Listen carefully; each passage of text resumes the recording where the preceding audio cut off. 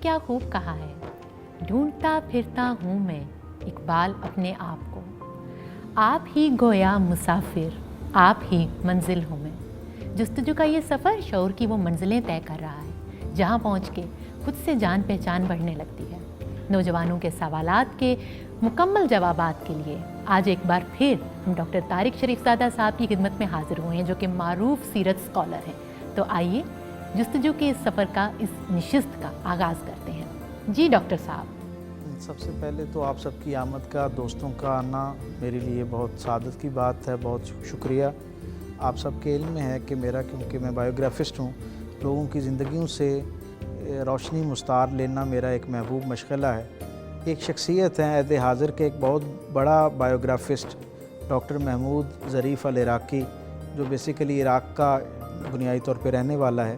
اور ایک بہت بڑا آدمی، مسلمانوں کے گھرانے میں پیدا ہونے کے باوجود اسلام کا بہت بڑا نقاد اور سوشلزم کا اور کمیونزم کا ایک بہت بڑا پرچارک، صدام حسین کا بہت قریبی ساتھی اور اس کا ماسٹر مائنڈ جو چند لوگ تھے جو اس کی مشاورت میں شامل رہتے تھے، ان میں سے ایک۔ جب خفجی کے اوپر قبضہ ہوا تو خفجی کا جو علاقہ ہے بنیادی طور پہ یہ وہاں کا رہنے والا تھا۔ جب اس کے اوپر بمباری ہوئی تو اس کا دل جو ہے وہ ٹوٹ گیا اور وہ یہاں سے امریکہ شفٹ ہو گیا اور وہاں جا کے اس نے شخصیات پہ کام کرنا شروع کیا۔ اب مختلف شخصیات پہ اس نے کام کیا اور اسلام کو بطور مذہب یا ایک اسکول آف تھاٹ کے اس نے ہمیشہ کرٹیسائز کیا اور اس کے حوالے سے بہت سارے ایسے بے جا سوالات بھی اٹھائے جو دل آزاری کا ذریعہ بنتے تھے، اور عمومی تاثر یہی تھا کہ وہ اسلام گریز شخصیات میں سے ایک ہے۔ لیکن کتنی دلچسپ بات ہے کہ جب 2018 میں اس کی کتاب آئی مائی انسپائریشنز کے نام سے، مائی انسپائریشن کی جب اس نے باب قائم کیے شخصیات کے حوالے سے، تو اس لسٹ میں سب سے اوپر نام جو تھا وہ رسول رحمت صلی اللہ علیہ وسلم تھا۔ اس کی کنٹینٹ لسٹ لوگوں نے دیکھی تو لوگ اور زیادہ حیران ہو گئے۔ اس سے پوچھا گیا، اس نے اپنے دیباچے میں اس کی وضاحت کی، اس نے کہا میں نے دنیا بھر کے لوگوں کی، جو نامور لوگ تھے جنہوں نے انسانوں کو متاثر کیا، ان کی زندگیوں کا مطالعہ کیا، اور میں نے یہ دیکھا کہ ایک بہت بڑی تعداد لیڈرز کی دنیا کی تاریخ میں ایسی ہے جن کے پاس صرف خواب تھے۔ ان میں سے چند ایسے بڑے لوگ تھے جن کو ان سے زیادہ عظیم ہم سمجھتے ہیں، وہ تھے جن کے ہاں خواب بھی موجود تھا اور اس خواب کو انہوں نے اپنی زندگی میں نافذ کر کے دکھایا۔ یعنی جو ان کے پاس آئیڈیالوجی تھی ایک بہترین انسان کی، وہ انہوں نے اپنے اوپر نافذ کر کے دنیا کو دکھائی۔ وہ کہتے ہیں اس میں ایک بڑی تعداد انبیاء و مرسلین کی ہے۔ کہتے ہیں پھر ان میں سے بھی چند انتہائی خوش نصیب لوگ وہ ہیں جنہیں یہ موقع ملا کہ جو آئیڈیالوجی ان کے پاس تھی، جو انہوں نے اپنے اوپر نافذ کی تھی، وہ انہوں نے اپنے گروہ پہ، جو اپنے ان کے احباب تھے، دوست تھے، جو ان کے فالورز تھے، ان میں سے چند پہ اس کا اطلاق کر کے دکھایا۔ تو یہ بہت بڑی کامیابی تھی۔ وہ کہتے ہیں لیکن میں رسول اللہ صلی اللہ علیہ وسلم کو اس لیے سب سے بڑا آدمی مانتا ہوں، سب سے بڑا انسپائریشن کا سورس مانتا ہوں کہ آپ کے پاس بیک وقت خواب بھی تھا، حضور نے اپنی زندگی کے اوپر بھی اس کو نافذ کر کے دکھایا، اپنے احباب یعنی اپنی جماعت پہ بھی نافذ کر کے دکھایا، اور پوری انسانی تاریخ میں اکلوتی مثال ہے کہ اس خواب، اس نظریے، اس فکر کو رسول اللہ صلی اللہ علیہ وسلم نے ایک ریاست کے طور کے اوپر بھی اس کا نفاذ کر کے دکھایا اور ایک کامیاب تجربہ کر کے دکھایا جو رہتی دنیا تک کے لیے ایک مشعل راہ ہے کہ ایک انسان کے دل میں اٹھنے والا ایک پاکیزہ مقدس خیال اس کی اپنی زندگی سے سفر کرتا ہوا اس کے احباب، اس کی جماعت تک پہنچتا ہے اور پھر وہاں سے ایک ریاست اور آگے چل کے پوری دنیا کے لیے ایک مشعل راہ بن سکتا ہے۔ تو وہ کہتا ہے کہ میں اتنے سفر کے بعد اس خیر تک پہنچا ہوں کہ حقیقی طور پہ اگر کوئی انسپائریشن کا سورس انسانی تاریخ میں کوئی شخصیت ہے تو وہ صرف رسول رحمت صلی اللہ علیہ وسلم کی شخصیت ہے۔ بے شک، اس میں تو کوئی شک نہیں ہے۔ تو ہم چلتے ہیں اپنے نوجوانوں کی طرف کہ آج وہ کیا سوالات لے کے آئے ہیں۔ میرا سوال یہ ہے کہ کچھ روز پہلے ہمارے پرائم منسٹر نے ریپ کیسز کے بڑھنے کا ایک ریزن دیا تھا جو کہ عورتوں کی اوور ڈریسنگ تھی۔ تو میرا سوال یہ ہے کہ اسلام میں مردوں کو اپنے نفس پر قابو کرنے یا آنکھوں پر پردہ کرنے کا کوئی حکم نہیں، اگر حکم ہے تو کیا ہے؟ بڑا بنیادی طور پہ ویلڈ کویسچن ہے۔ در حقیقت ہمیں یہ سمجھنے کی ضرورت ہے کہ اسلام جو ہے وہ کسی مذہب کا نام نہیں ہے، یہ ایک دین فطرت ہے۔ یہ انسانی فطرت کے تقاضوں کے مطابق احکامات جو ہے ان کا اطلاق کرواتا ہے، اور جہاں اللہ نے عورت کے لیے پردے کا اہتمام کیا ہے جو ایک پابندی نہیں ہے بلکہ وہ اس کے لیے ایک حفاظت کا ذریعہ ہے، اسی طرح معاشرے کو محفوظ بنانے کے لیے عورت کو جہاں لباس کی کچھ تقاضے اور آداب سکھائے گئے ہیں، وہاں مردوں کو بھی اس معاشرے کے اندر رہنے کے حوالے سے کچھ اشارے جو ہیں وہ دیے گئے ہیں اور کچھ ہدایات جاری کی گئی ہیں۔ ان میں ایک بہت بنیادی ہدایت جو براہ راست قرآن کریم کا حصہ ہے، اللہ رب العزت نے یہ کہا کہ جو مومن مرد ہیں ان کے لیے اللہ کا تقاضا یہ ہے، اللہ کا فرمان یہ ہے کہ وہ بھی اپنی نگاہوں کو نیچا رکھیں، اللہ اور اللہ کے رسول صلی اللہ علیہ وسلم کی طرف سے لائے ہوئے پیغام کے مطابق اپنے رشتوں کو قائم کرتے ہیں، کیونکہ جو اللہ اور اللہ کے رسول کے لائے ہوئے پیغام کے مطابق رشتے قائم کرتا ہے اس کے لیے ان رشتوں کو اللہ اور اللہ کے رسول کے مطابق اپنانا اور قائم رکھنا آسان ہو جاتا ہے. تو اس لیے یہ ایک بالکل خوش آئند بات ہے، اور پرائم منسٹر سمیت دنیا بھر کے سارے ذی شعور اس بات پر متفق ہیں کہ اگر معاشرے کو آپ نے ایک محفوظ معاشرہ بنانا ہے تو اس کے لیے عورتوں اور مردوں دونوں کو اپنے اپنی سطح پہ اپنا اپنا پردہ جو ہے اس کا اہتمام کرنا ہوگا. بے شک. جی اگلا سوال کون کرنا چاہیں گے؟ ڈاکٹر صاحب 21 سینچری ہے اور کمیونیکیشن کا بہترین ذریعہ ٹی وی ہمارے پاس موجود ہے، اور ہمارے دیکھنے میں آیا کہ بہت سارے جو باقی ریلیجنز ہیں وہ اپنے بچوں کے لیے اور نئی جنریشن کے لیے ان کو اپنا دین سکھانے کے لیے فلمز اور ٹی وی جو سیریلز ہیں ان کا سہارا لیتے ہیں. کیا اسلام میں ایسا کرنا درست ہے کہ پروفٹ صلی اللہ علیہ وسلم کی ذات کے علاوہ جو ہماری باقی شخصیات ہیں، اصحاب ہیں، اس میں اولیاء کرام ہیں، کیا ان کی ذات پہ ڈاکیومنٹریز بنانا، ان کو فلمانا درست ہے؟ انسانی زندگی کا مطالعہ اگر کیا جائے اور تاریخ پر نظر دہرائی جائے تو ہر زمانے میں جو اپنے زمانے کے معروف میڈیمز ہوا کرتے ہیں وہ ایک بہت بڑا ٹول کا کریکٹر جو ہے رول پلے کرتے ہوتے ہیں کسی بھی پیغام، کسی بھی نظریے، کسی بھی فکر کو انسانوں تک پہنچانے کے حوالے سے. ہم دیکھتے ہیں کہ تاریخ کے اندر جب ایک بہت بڑا انسانی جو فکر اور ذہن تھی وہ تصاویر سے متاثر ہو رہی تھی، تو ہمیں تاریخ میں مائیکل اینجلو جیسے لوگ ملتے ہیں جنہوں نے اپنے زمانے میں اس درجے پہ جا کے جو کلیسا تھے اس کے اندر، گرجوں کے اندر اس درجے کی خوبصورت پینٹنگز بنائیں،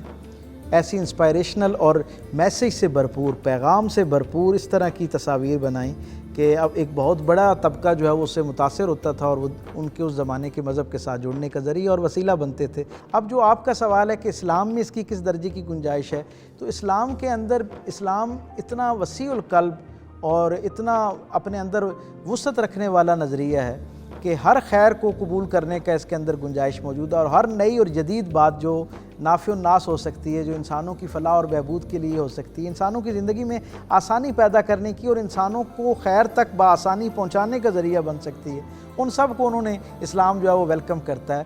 یہ جو اور اس زمانے میں جس میں آپ اور ہم رہتے ہیں، اس کے اندر سوشل میڈیم ہو کسی درجے کا، ایون موویز ہوں، ڈراماز ہوں، ظاہر ہے ان کا ایک امپیکٹ ہے اور انسانی سوسائٹی پہ، انسانی فکر پہ اور انسانی نظریات پہ ایک بہت اس کا گہرا اثر ہمیں دیکھنے کو ملتا ہے. جو ہمارا الیکٹرانک میڈیا ہے وہ ایک بڑا اہم کردار ادا کرتا ہے پیغام رسانی کے حوالے سے. اس طرح کے جو کریکٹرز ہیں ان کے اوپر بالکل جو ہے وہ ڈاکومنٹریز بننی چاہیے، بس احتیاط یہ کی جانی چاہیے کیونکہ ہماری ان شخصیات کے ساتھ ایک احترام اور محبت کا رشتہ ہے، اور اسلام جب محبت کرنا سکھاتا ہے نا تو وہ اس میں جو سب سے بنیادی پہلو اور خمیر ہمیں عطا کرتا ہے نا وہ ادب ہوتا ہے. دنیا کے سارے معاملات کے لیے حضور نے ایک اصول عطا کر دیا. آپ نے فرمایا خیر الامور اوسطھا، سارے خیر جو ہے اس کا جو اصل ہے وہ کیا ہے؟ میانہ روی.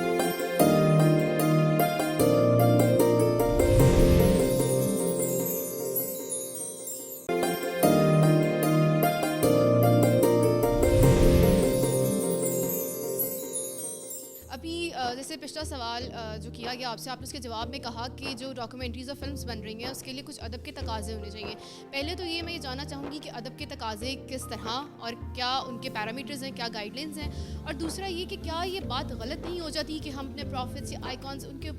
کسی عام انسان کو ان کے لیول پہ لا کر موویز یا ڈاکومنٹریز ان کو وہ کنسیڈر کر کے how it is possible, like یہ میرے خیال میں یہ ان کی تسدیل نہیں ہے، مطلب میرے خیال میں ان کی تسدیل ہے، تو آپ کس کو کہہ رہے ہیں؟ دو بنیادی باتیں آپ کے سوال کے اندر موجود تھیں. ایک تو یہ کہ کیا جب ہم رسول اللہ صلی اللہ علیہ وسلم یا آپ کے علاوہ جو ہمارے اکابر ہیں ان میں سے کسی کے نام پر جب ہم کوئی ایک کہانی اس کی بنت ترکیب کرتے ہیں اور سادہ زبان میں، عام فہم زبان میں اسے ڈراماٹائز کرتے ہیں، تو جو شخص ان کا کریکٹر کر رہا ہوتا ہے کیا اس سے ان کی کسر شان نہیں ہوتی جو اصل کریکٹر ہوتا ہے؟ بیٹے بنیادی بات یہ ہے کہ یہ علامت نگاری کی دنیا ہے، یہ ایک انڈائریکٹ وے سے کسی بڑے پیغام کو پہنچانے کا ایک طریقہ اور کوشش ہے. جہاں تک میں اس پہ جو میری ایک رائے بنتی ہے وہ یہ ہے کہ ان دو انتہاؤں کے درمیان کہیں نہ کہیں سلوشن موجود ہوتا ہے. اللہ کے رسول صلی اللہ علیہ وسلم نے فرمایا دنیا بھر کے آخری انسان تک کے لیے، دنیا کے سارے معاملات کے لیے حضور نے ایک اصول عطا کر دیا. آپ نے فرمایا خیر الامور اوسطھا، سارے خیر جو ہے اس کا جو اصل ہے وہ کیا ہے؟ میانہ روی. اس کو احتیاطوں کے ساتھ اگر کیا جائے تو میرے خیال میں کوئی اس میں کوئی برائی نہیں ہے، بلکہ میں یہ سمجھتا ہوں کہ ایک بہت بڑا ذریعہ ہو جائے گا۔ اور دوسرا اس کا ایک بڑا فائدہ کیا ہے، ایک تو یہ کہ یہ پیغام رسانی کا ذریعہ بنے گا، دوسرا اس سے فائدہ یہ ہوگا کہ جو بہت ساری شخصیات کے حوالے سے ایک جسے ہم کہتے ہیں نا غلط متس بن چکی ہوتی ہیں، تو احتیاط کے ساتھ اگر یہ عمل کیا جائے تو یہ بہت خوبصورت بے شک، اور ہے۔ آج کل جو ہے نوجوان اسپیشلی جو ہماری یوتھ ہے وہ اس چیز کو زیادہ فالو کرتی ہے جس کو وہ دیکھ رہی ہیں۔ ڈاکٹر صاحب میرا نام سعد بٹ ہے اور میں یو سی ایل سے ہوں، تو میرا سوال یہ ہے کہ ہم احتیاط سے اگر یہ ڈراماٹائز کرتے ہیں تو جو یہ گستاخان رسول ہیں ان کو حوصلہ افزائی نہیں ہوگی؟ بنیادی طور پہ ایک بات سمجھنے کی کوشش کیجئے کہ یہ جو ڈراماٹائز کرنا ہے نا، وہ اس کے اندر کنٹینٹ اس پہ تو ہم کوئی پابندی نہیں لگا رہے، آپ پوری تحقیق کے ساتھ جو خالصتاً دین کی روح کے مطابق ہے اور جو سچائی ہے آپ اسے اپنے انداز میں پوری دیانتداری کے ساتھ بغیر ملمہ کاری کیے لوگوں تک پہنچانے کی کوشش کریں۔ سچائی کے اندر اتنی قوت اور توانائی ہوتی ہے کہ وہ اپنا راستہ خود بنا لیتی ہے، جتنی بھی کنفیوژن اور کیوس کی فضا کیوں نہ موجود ہو، سچائی اپنا راستہ خود بخود بنا لیتی ہے۔ باقی جہاں تک بات ہے گستاخان رسول کی، دیکھیں دنیا کی آبادی اتنی بڑی ہے اور اس کے اندر اتنے مختلف الخیال لوگ رہتے ہیں کہ اگر آپ ہر گستاخ رسول کا منہ جو ہے اس کو بند کرنے کی کوشش کریں گے تو شاید اس میں بہت دیر لگ جائے گی، بہت لمبا وقت درکار ہوگا اور شاید یہ عملی طور پہ عقلی طور پہ پاسبل بھی نہ ہو۔ پھر اس کی صورت کیا ہے کہ ہم خاموشی سے اپنے گھروں میں بیٹھ جائیں؟ بالکل ایسا بھی نہیں ہونا چاہیے۔ یقیناً رسول اللہ صلی اللہ علیہ وسلم کے حوالے سے یا حضور سے وابستہ آپ کی امت کی کسی بھی برگزیدہ شخصیت کے بارے میں جب کوئی کمزور بات کی جاتی ہے تو ہمارے دلوں پہ اس کا ایک اثر آتا ہے، ہم اسے تکلیف اور کوفت محسوس کرتے ہیں۔ دنیا کو ہماری اس تکلیف کو سنجیدگی سے لینا چاہیے اور سمجھنا چاہیے۔ اگر وہ نہیں سمجھ پا رہی تو اس کا طریقہ یہ ہے کہ ان کے لیے میدان خالی نہیں چھوڑنا چاہیے۔ اگر کچھ لوگ اپنی بدبختی کے ہاتھوں رسول اللہ صلی اللہ علیہ وسلم کی شخصیت کے حوالے سے کچھ کنفیوژن پیدا کر رہے ہیں، میں یہ سمجھتا ہوں کہ مثبت سوچ رکھنے والے لوگوں کو اکٹھا ہونا چاہیے اور یہ جو جدید تقاضے ہیں اور جو جدید محاذ ہیں ان کے اوپر بھی اپنی توانائیاں اور وقت صرف کرنا چاہیے۔ میرا نام عدن پرویز ہے، I am from superior university. Doctor صاحب میرا سوال یہ ہے، اگر کوئی شخص زندگی اور موت کی ایسی جنگ لڑ رہا ہو جس میں سائنس اس کو بچانے میں فیل ہو جاتی ہے، مثال کے طور پہ کوئی شخص مینٹلائزڈ ہوتا ہے اور اس کے بچنے کی کوئی امید نہیں ہوتی، تو اس میں میری نالج کے مطابق مجھے 2 اسکول آف تھاٹس کے لوگ ملے، جن میں ایک کا کہنا ہے کہ اگر آپ اس شخص کو جو ہے وہ اس دنیا سے جانے دیتے ہیں تو یہ مرسی کلنگ میں آ جاتا ہے، یعنی کہ آپ ایک طرح سے قتل کر رہے ہیں۔ اور دوسرے اسکول آف تھاٹس کے لوگوں کا کہنا ہے کہ یہ اللہ کے کام میں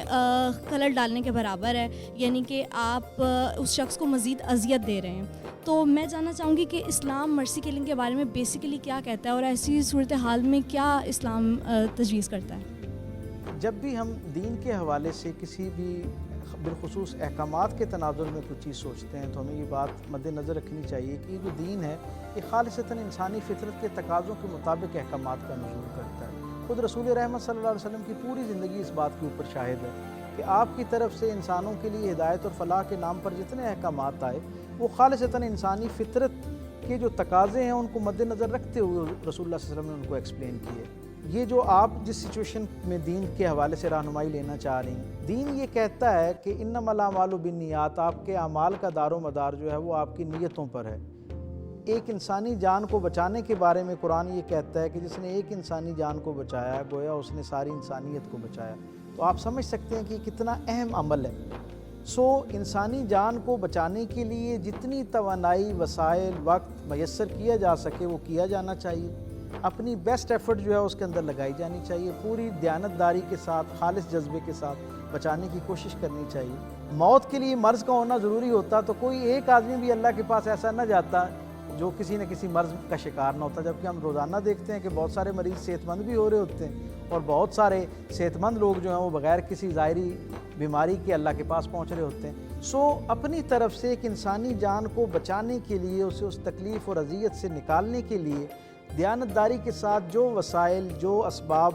میسر ہوں وہ پورے استعمال کرنے چاہیے، بیسٹ ایفرٹ کرنی چاہیے اور نتیجہ ہمیشہ کی طرح اللہ کے سپرد کر دینا چاہیے۔ اگر اس ایفرٹ کے بعد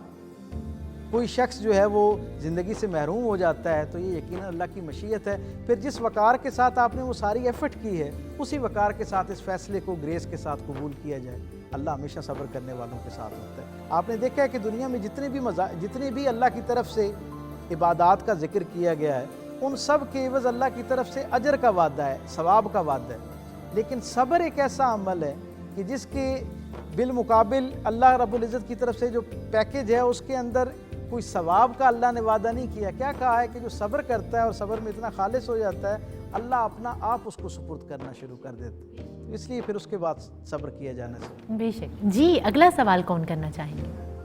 ڈاکٹر صاحب میرا سوال ہے، لوگ درباروں پہ درگاہوں پہ جاتے ہیں، جا کے سجدے کرتے ہیں، اس پہ بہت سے لوگ باتیں اٹھاتے ہیں، تو آپ روشنی ڈالیں کیا یہ ٹھیک ہے؟ اگر ٹھیک ہے تو کس صورتحال میں ٹھیک ہے؟ جی ہاں، عمومی طور پہ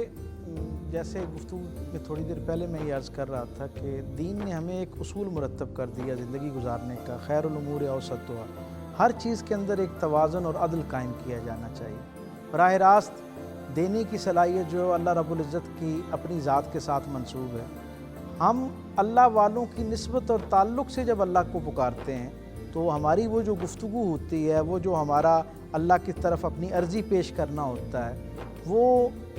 پہلے کی نسبت زیادہ اس کی قبولیت کے امکانات ہو جاتے ہیں۔ سجدہ اور کیفیت اور سجدہ کرنے والا وہ تو وہی رہتا ہے، لیکن مقام کے بدلنے سے، نسبت کے بدلنے سے اس کی کیفیات میں، اس کی روحانیت میں کئی گنا اضافہ ہو جاتا ہے، اس کی نورانیت میں کئی گنا اضافہ ہو جاتا ہے۔ سو جب ہم جو اولیاء اللہ ہیں، جنہیں اللہ اپنا دوست بنا لیتا ہے، جن کے بارے میں اللہ اپنی رضا کا اعلان فرما دیتا ہے، اپنی طرف سے ان کے ساتھ خوشنودی کی بشارت ان کو پہنچا دیتا ہے، ان اللہ والوں کو شاعر اللہ کہا جاتا ہے۔ وہ اللہ کی نشانیوں میں سے ایک نشانی ہے۔ تو ہم اہل اللہ کے ہاں اس لیے جاتے ہیں کہ وہ اللہ کے برگزیدہ اور پسندیدہ شخصیات ہوتی ہیں، اللہ کی ان کے اوپر انوار و تجلیات کی بارش ہو رہی ہوتی ہے، پھر وہاں پر ایک ایسا روحانی ماحول ہوتا ہے جس میں انسان زیادہ طہارت اور کاملیت کے ساتھ اپنے آپ کو اللہ کے سپرد کر سکتا ہے۔ اور عقیدے کا تقاضا یہ ہے کہ جب آپ وہاں پہ جائیں تو آپ کے علم میں یہ بات ہونی چاہیے کہ سجدہ کسی بھی صورت میں، کسی بھی حالت میں اور کسی بھی کیپیسٹی میں صرف اللہ رب العزت کے سامنے ہے۔ جہاں یہ سارا خیر پر مبنی عمل ہے، وہاں دوسری طرف اس تقاضے اور احتیاط کو بھی ملحوظ رکھنا ہے کہ جب آپ وہاں پہ پہنچیں تو آپ کو یہ علم ہونا چاہیے کہ آپ اللہ کے ایک برگزیدہ بندے کی بارگاہ میں آئے ہیں، اللہ کی بارگاہ میں نہیں ہیں۔ جو اللہ کی بارگاہ کے آداب اور تقاضے ہیں وہ کسی شخصیت کے ساتھ منسوب نہیں کیے جا سکتے۔ بے شک۔ تو ڈاکٹر صاحب میرا ایک اور اسی سے لنکڈ سوال ہے کہ کہتے ہیں اللہ کے ولی جب پردہ فرما دیتے ہیں، ایک جگہ میں نے سن رکھا ہے ان تک رزق پہنچایا جاتا ہے، ایک جگہ یہ کہا جاتا ہے کہ غلط ہے، آپ اس پہ کیا کہیں گے؟ کیا صحیح ہے، کیا غلط ہے؟ دیکھیں، دو باتیں ہیں۔ پہلی بات تو یہ کہ ہمیں یہ سمجھنا چاہیے کہ جو دوست یہ سمجھتے ہیں کہ ان تک رزق پہنچایا جاتا ہے، آپ نے قرآن پاک میں شہداء کے حوالے سے سن رکھا ہے نا کہ جو شخص اللہ کے راستے میں ایک لمحے کے لیے اپنے آپ کو کامل سپرد کرتا ہے، شہادت کیا ہوتی ہے؟ ایک لمحے کے لیے اپنے آپ کو کلیتاً اللہ کے حوالے کر دینا۔ اس ایک لمحے کی سپردگی کا اجر یہ ہے کہ اللہ کہتا ہے انہیں مردہ مت کہو، ہم انہیں رزق فراہم کرتے ہیں، وہ اپنی قبروں میں بھی زندہ ہوتے ہیں اور مشاہدہ بھی کر رہے ہوتے ہیں۔ بنیادی طور پہ ہمیں یہ سمجھنا چاہیے کہ رسول اللہ صلی اللہ علیہ وسلم کی طرف سے استخارے کی بڑی تائید فرمائی گئی، حضور نے اس کو پسند فرمایا۔ استخارہ بنیادی طور پہ اللہ رب العزت کے ساتھ کسی معاملے میں جب کوئی بندہ کنفیوژن کا شکار ہو جائے تو گویا بمطابق فرمان رسول رحمت صلی اللہ علیہ وسلم یہ اللہ کے ساتھ مشورہ کرنے کے مترادف ہے۔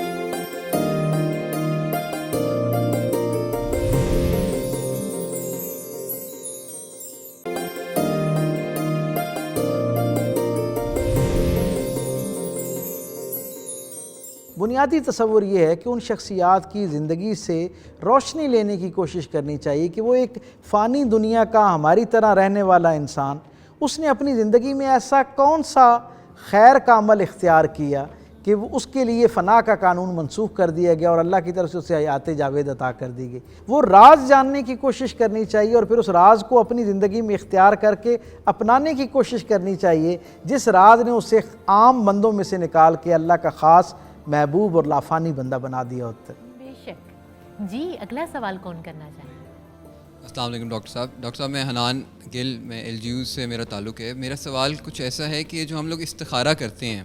کہ جس میں ہم لوگ آج کل کسی سے بھی ہم بات کریں، کوئی کام کریں گے تو وہ کہتے ہیں کہ جی میں استخارہ اس سے پہلے کر لوں، تو اس کے پیچھے آپ کی کیا مطلب نالج ہے، ذرا اس کے بارے میں بتائیں۔ اور دوسری بات یہ ہے کہ اگر آپ کو ایک کام لگ رہا ہے کہ ہم اگر وہ کام کریں گے وہ ہمارے لیے ٹھیک ہے اور اس پہ ہم استخارہ کرتے ہیں اور وہ کام ٹھیک نہیں، مطلب استخارہ صحیح نہیں نکلتا، تو اس کا پھر آگے ہمیں کیا کرنا چاہیے؟ اور تیسری بات یہ ہے کہ استخارہ کیا ہم لوگ سارے ہی کر سکتے ہیں یا کوئی اسپیسیفائڈ جو اللہ سے تھوڑا قریب ہو بندہ وہ بتا سکتا ہے، یا کچھ اس طرح استخارہ کے بارے میں کائنڈلی بتائیے گا۔ بنیادی طور پہ ہمیں یہ سمجھنا چاہیے کہ رسول اللہ صلی اللہ علیہ وسلم کی طرف سے استخارے کی بڑی تائید فرمائی گئی، حضور نے اس کو پسند فرمایا۔ استخارہ بنیادی طور پہ اللہ رب العزت کے ساتھ کسی معاملے میں جب کوئی بندہ کنفیوژن کا شکار ہو جائے تو گویا بمطابق فرمان رسول رحمت صلی اللہ علیہ وسلم یہ اللہ کے ساتھ مشورہ کرنے کے مترادف ہے۔ آپ کے علم میں ہے حضرت امام جعفر صادق رضی اللہ تعالیٰ عنہ نے العلم الرؤیا کے نام سے ایک بہت جامع اور ضخیم کتاب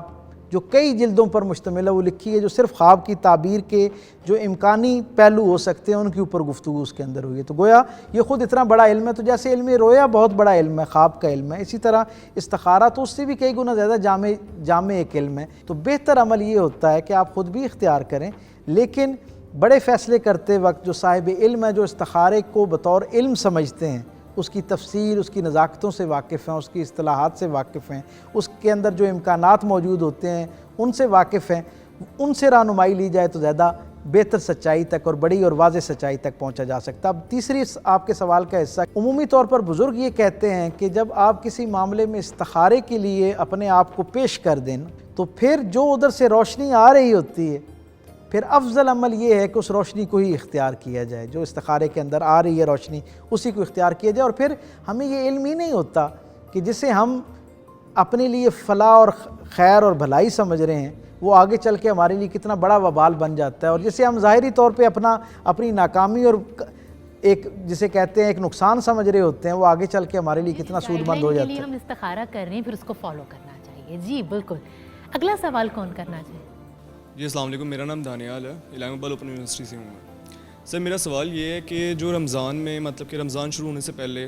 ایک اتباعات ہوتے ہیں، مطلب کہ پریپریشن ہوتی ہے انسان کی کہ ہم نے تراویاں پڑھنی ہیں، اور مطلب کہ تراویاں پڑھتے ہیں ہم اور نمازیں مطلب کہ قائم کر لیتے ہیں 5 وقت کی، اور قرآن پاک کی تلاوت اور ایسیکٹرا سب کچھ کر لیتے ہیں مطلب کہ رمضان میں اسے خصوص۔ اس کے بعد جب عید کی نماز پڑھنے جاتے ہیں اس کے بعد ہمیں نہیں لگتا کہ میں نے جو نوٹس کیا ہے ظہر کی نماز کوئی نہیں پڑھتا، مسجدیں خالی ہوتی ہیں بالکل۔ بنیادی طور پہ ہمیں یہ بات سمجھنی چاہیے کہ جو رمضان ہے یہ بنیادی طور پہ اس کو شہر التربیہ کہا گیا ہے، یعنی یہ تربیت کا مہینہ ہے، اور مقصود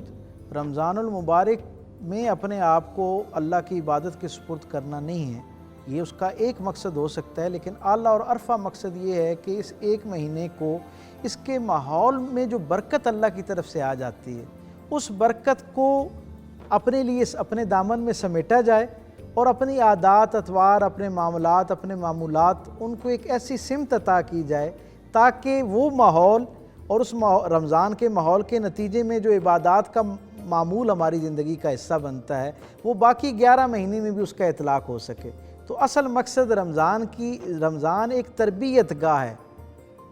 آپ کے اور میرے لیے اللہ کی طرف سے ایک اپرچونٹی اور ایک موقع قرار دیا گیا ہے کہ جس میں آپ اور میں اپنے آپ کو ایک ٹریننگ سیشن سے گزاریں، اور وہ ٹریننگ سیشنز عید کی نماز کے ساتھ ختم نہیں ہو جانا چاہیے۔ اصل میں اس ٹریننگ سیشن کا جو یوں سمجھ لیں کہ اس کی پریکٹیکل جو اپلیکیشن ہے وہ عید الفطر کے دن سے شروع ہوتی ہے اور اگلے رمضان کے آنے تک کے لیے ہوتی ہے، تاکہ آپ اپنے آپ کو اس ماحول میں وہ جو ایک اپرچونٹی دی گئی ہے نا، ہر طرف سے پورے کا پورا ماحول سپورٹیو ہوتا ہے آپ کے لیے،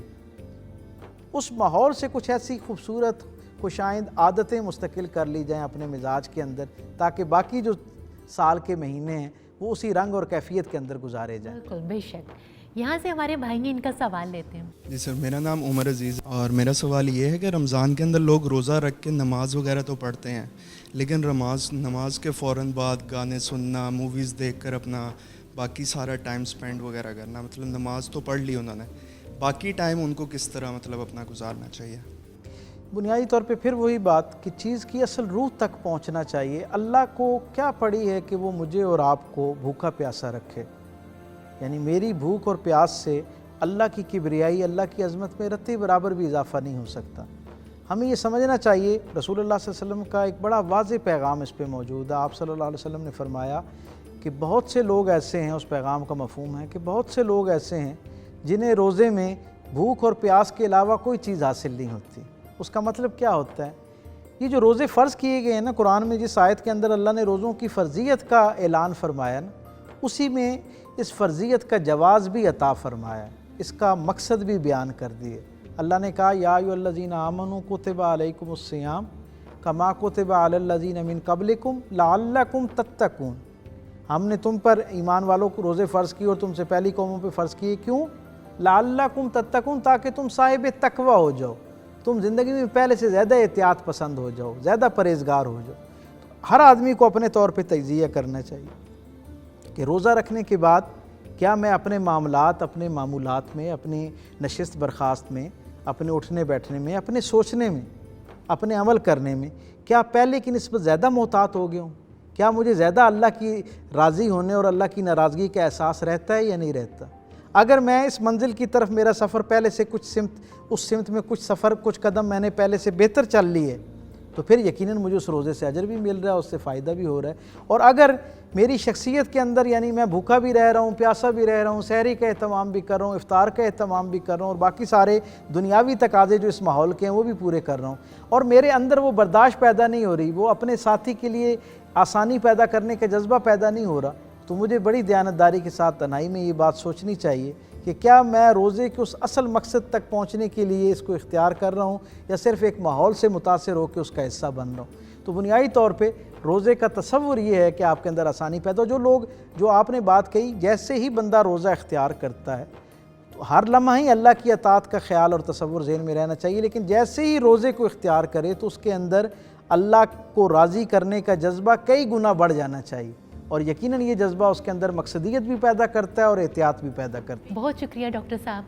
यहाँ से जो हमारी जस्तजू की नशिस्त है उसका इख्तिताम होता है। बशर्ते ज़िंदगी इंशाल्लाह मिलेंगे कि नई जस्तजू की नशिस्त के साथ। अपना बहुत ख्याल रखिएगा, देखते रहिए डिस्कवर इस्लाम और अपनी कीमती राय से हमें ज़रूर आगाह करते रहिएगा। अपना अपने इर्द गिर्द वालों का बहुत ख्याल रखिए। अल्लाह निगहबान।